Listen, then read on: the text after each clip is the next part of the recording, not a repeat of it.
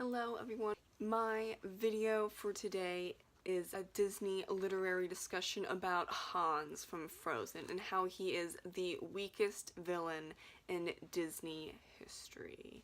You might be thinking Hans is 100% the worst villain because he got Anna to fall in love with him and trust him and then tried to take over the kingdom and kill her and Elsa, which sure, that is horrible, but if that was truly how it was written, and it wasn't.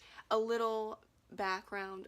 First, Elsa was supposed to be the evil queen as she is in Hans Christensen's original tale, but then they created the song Let It Go. And they just had to keep that song in, and they wanted to then make her a good character or morally gray, depending on if you like Elsa or not. So they rewrote a bunch of scenes and haphazardly put Hans into the villain role that was supposed to be Elsa. So he is not originally in the beginning evil. That comes about when Anna and Kristoff go to the trolls. From that point on, he becomes evil. How does he become evil, do you say? Well, it's when Anna, Kristoff, and Olaf meet the trolls, and we learn that Kristoff was raised by these trolls. So they have an invested interest in his happiness, and they see that he is happy with Anna and that she is pretty, and she is also kind. And they sing a tune called Fixer Upper. The trolls love Kristoff, as I said, but they admit that he is a fixer-upper, and they list all that he needs to work on to persuade Anna to agree to becoming his troll wife. Quote, so he's a bit of a fixer-upper. He's got a few flaws, like he's peculiar brain, deer, his thing with the reindeer, that's a little outside of nature's law, so he's a bit of a fixer-upper. But this we're certain of.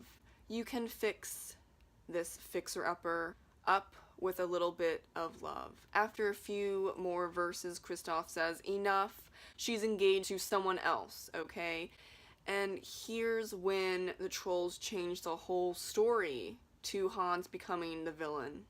It's subtle, but it's there, and it's weak. Quote, so she's a bit of a fixer-upper, that's a minor thing. Her, quote, engagement is a flex arrangement, and by the way, I don't see no ring. So she's a bit of a fixer-upper, her brain's a bit betwixt. Get the fiancé out of the way, and the whole thing will be fixed. The trolls have magical powers, especially the troll priest that at the end of the song says, do you, Anna, take Kristoff to be your troll, fully wedded husband? She replies, wait, what? And the song ends with, you're getting married. So, technically in Troll universe, she and Kristoff are officially married, though they did not particularly consent to it. It's an unspoken rule in Disney history for years that when a character, good or evil, sings, they are telling the truth. Hans had a duet with Anna in the beginning of the movie, and there was no hint that he was playing her, much less was evil. He cared about her until the trolls stepped in because they love Kristoff and want to see him married. Since Anna is already engaged to Hans and he is of noble birth and he is pretty attractive, that is definitely a threat to Kristoff. So what do? They put a spell on Hans to turn him evil. With that quote, get the fiancé out of the way, and the whole thing will be fixed. The priest also non-consensually marries them, though they seem to not notice, which is another weird point of this movie. They are so tied up with Elsa and saving the kingdom that they don't notice that the troll has married them, and then when Anna goes back to the kingdom, Hans is now evil. So we don't even see that connection in that movie. We have to really look at these lyrics. And that's the only way I figured it out, because one of my friends figured it out by reading these lyrics. It's not obvious. We don't know he's turned evil until Anna and Olaf come face to face with him upon their return to her kingdom, where he now wants to take over and kill Elsa and Anna.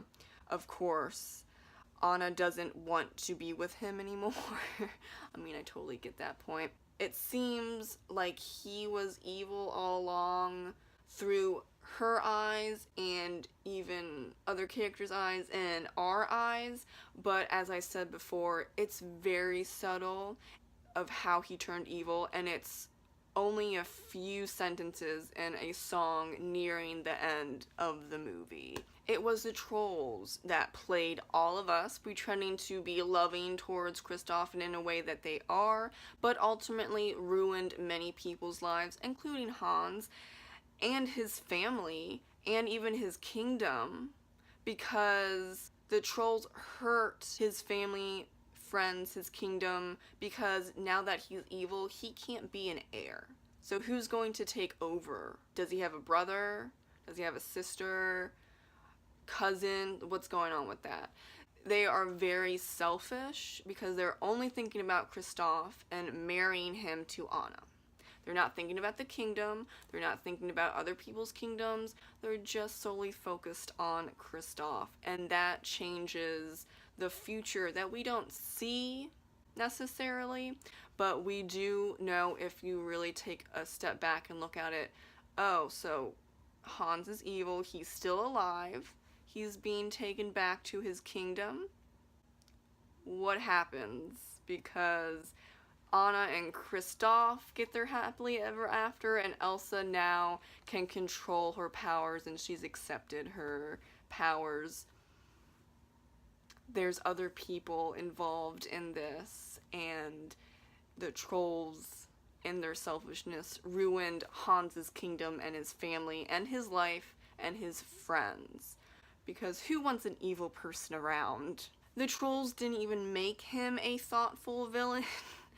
The moment that change happened from good to evil, he thinks to take over Elsa's kingdom, but he tries after Anna comes back. Why not do it when she's away?